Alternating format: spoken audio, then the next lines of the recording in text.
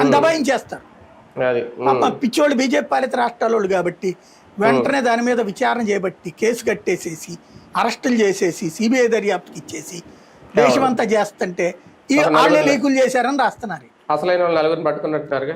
అది వాళ్ళే లీకులు చేస్తున్నారని రాస్తున్నారు.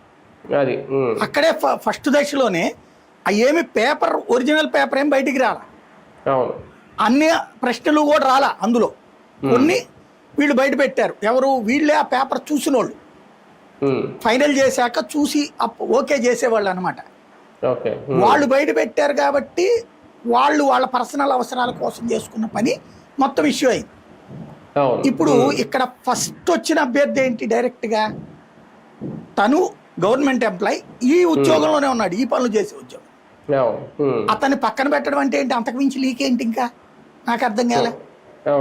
అతను ఒక్కడే లబ్ధి పొందాడేమో కాబట్టి అతన్ని పక్కన పెట్టాం, గుడ్. మరి అతనికి ఉద్యోగం ఏమని కోర్టు చెప్పిందే, అసలు దాన్ని దీన్ని కలిపి అక్కడ వాదించట్లేదే కోర్టులో. రెండో పాయింట్, అతనంతటా అతను బయటికి వెళ్ళిపోయాడు, అతనేమో నాకు ఉద్యోగం ఇవ్వలేదు వాళ్ళు అని చెప్తుంది. అదే పెద్ద కుంభకోణం. కాకపోతే మన చేతిలో ఉన్న మీడియా ద్వారా హషప్ చేశామని. మళ్ళీ స్పోర్ట్స్ కోటాలు ఇచ్చిన ఉద్యోగాలు, ఇక స్పోర్ట్స్ కోటాలు వచ్చినాయి, ఈ రకరకాలు చెప్తున్నారు వాళ్ళు. వాస్తవంగా మనం దీంట్లో ఏం చెయ్యాలంటే ఏ జిల్లాకు ఆ జిల్లా